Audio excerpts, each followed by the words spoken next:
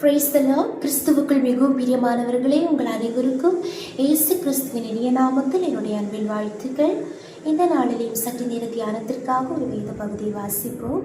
அப்போஸ்தலருடைய நடபடிகள் 7ஆம் அதிகாரம் அதனுடைய 17வது வசனம்.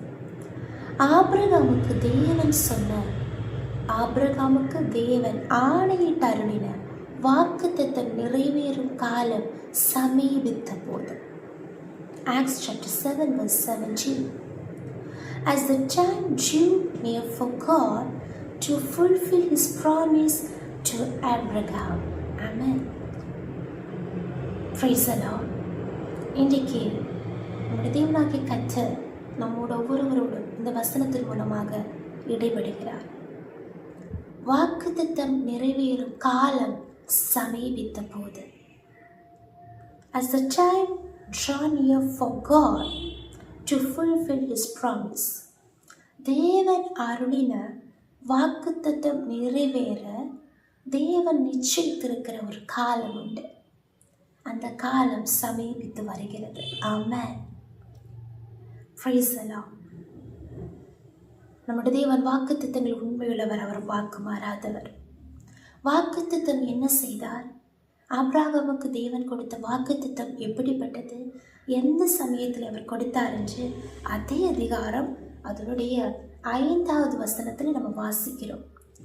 இதிலே ஒரு அடி நிலத்தை ஆகலும் அவனுடைய கையாட்சிக்கு கொடாமல் இருக்கையில் அவனுக்கு பிள்ளை இல்லாது இருக்கும்போது உனக்கும் உனக்கு பின்வரும் உன் சந்ததிக்கும் இதை சுதந்திரமாக தருவேன் என்று அவனுக்கு வாக்குத்தத்தம் பண்ணினார். Acts chapter 7 verse 5. He gave him no inheritance here. யாரு? தேவன். Praise the Lord. இல்லாவிட்டால் ஆமென் ஸ்தோத்திரம். அவருடைய தகப்பன் மறுத்து விட்டார். அதுக்கு பிறகுதான் இந்த சம்பவம் நடக்கிறது. அவருடைய தகப்பன் வீட்டில் இருந்தும் இல்லை, தகப்பன் வீட்டிலே இருக்கும்போது தான் தேவனுடைய அழைப்பு வருகிறது. நீ உன் தேசத்தையும் உன் நிலத்தையும் விட்டு புறப்பட்டு நான் உனக்கு காண்பிக்கும் தேசத்துக்கு வா. அந்த இடத்தில் அவர் புறப்பட்டு வருகிறார். எல்லாவற்றையும் விட்டு புறப்பட்டு வருகிறார். ஆனால் வந்த பிறகு அந்த இடத்துல தேவன் எந்த ஒரு ஆமென் ஸ்தோத்திரம் ஹல்லேலூயா ஒரு அவகாசத்தை இல்லாவிட்டால் ஒரு இன்ஹெரிட்டன்ஸை, ஒரு சுதந்திரத்தை கொடுக்கவில்லை. He gave him no inheritance here, not even enough ground to set his foot on. அவருடைய நிலம் சவுட்டுறதுக்கு ஒரு அடி எடுத்து வைக்கிறதுக்கு ஒரு நிலைமை இல்லை. அப்போ ஆபிரகாம் எப்படிப்பட்ட அனுபவத்தில் இருந்திருப்பார்? வெறுமையான ஒரு அனுபவம். அந்த சமயத்தில் கர்த்தர் வாக்கு கொடுக்கிறார். But God promised him. அந்த நேரத்தில் தேவன் ஒரு வாக்குத்தத்தம் கொடுக்கிறார்.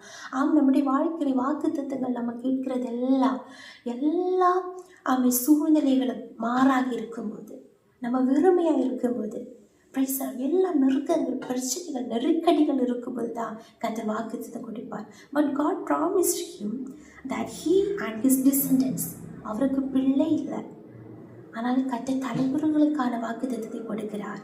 வருங்கால சந்ததிக்கான வாக்குத்தத்தத்தை கொடுக்கிறார்.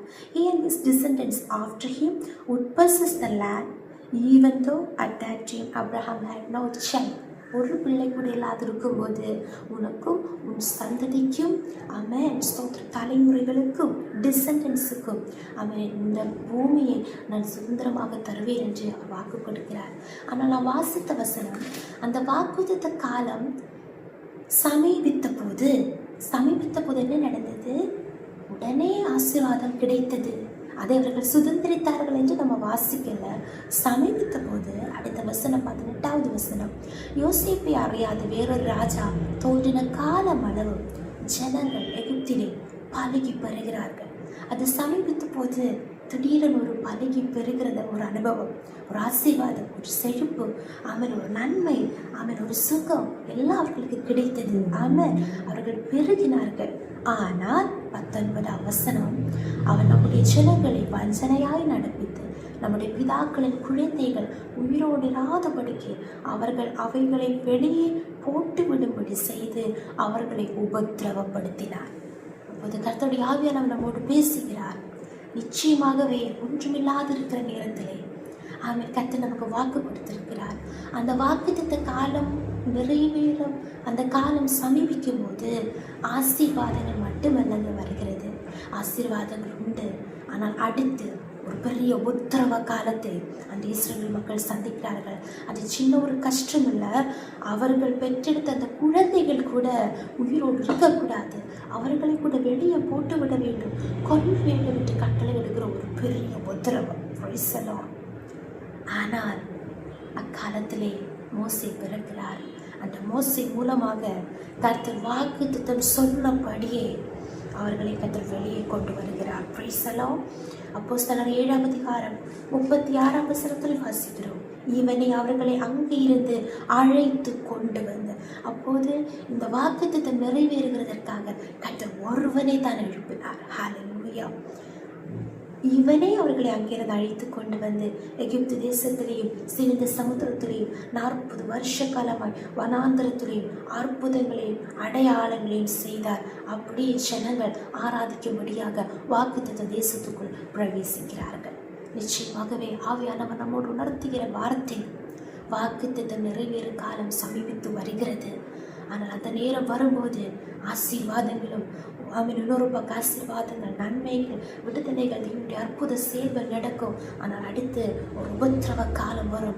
ஆனால் வாக்குத்தத்தை பெற்றுக்கொண்ட தேவனுடைய பிள்ளைகள் அந்த உபத்திரவத்திலே மடிந்து போக மாட்டார்கள், அழிந்து போக மாட்டார்கள்.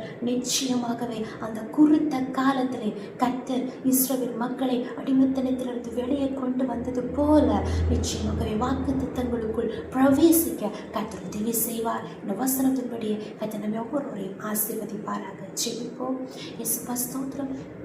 எங்கள் அளவில்லாமல் இயேசுவை நடத்துகிற எங்கள் அன்பர் பரலோக பிதாவே, ஆசீர்வதிக்கப்பட்டதான அந்த நாளுக்காக நாங்கள் துதிக்கிறோம், ஸ்தோத்திரிக்கிறோம். நீர் வாக்குத்தத்தங்கள் உண்மை உள்ளவர், நீர் வாக்கு மாறாதவர். நாங்கள் விசுவாசிக்கிறோம் அப்பா. அவன் வாழ்க்கையில் அவர் வாக்குத்தத்தை பெற்றுக்கொண்டார்.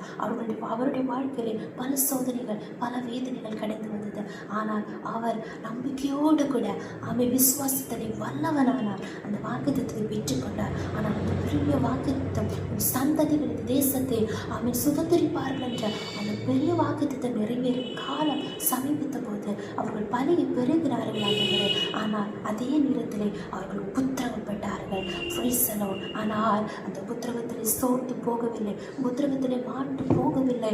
அந்த உபத்திரவத்திலே கர்த்தர் அவர்களோடு கூட இருந்து வெளியே கொண்டு வந்து ஸ்தோத்திர வாக்குத்தத்த கனான் தேசத்துக்குள் உம்மோடு உத்தமமாய் பற்றி கொண்டிருந்த மக்களை பிரவேசிக்க செய்தது போல நீர் எங்கள் வாழ்க்கையிலையும் வாக்குத்தத்த காலம் நிறைவேற சமீபத்திருக்கும் போது கர்த்தர் கூட இருந்து பெரிய காரியங்களை செய்கிறதற்காக ஸ்தோத்திரம் தாழ்த்துகிறோம், ஒப்புக் கொடுக்கிறோம். இயேசு கிறிஸ்துவின் நாமத்தினாலே ஜெபிக்கிறோம். எங்கள் ஜெபத்தை கேளும் நல்ல பிதாவே.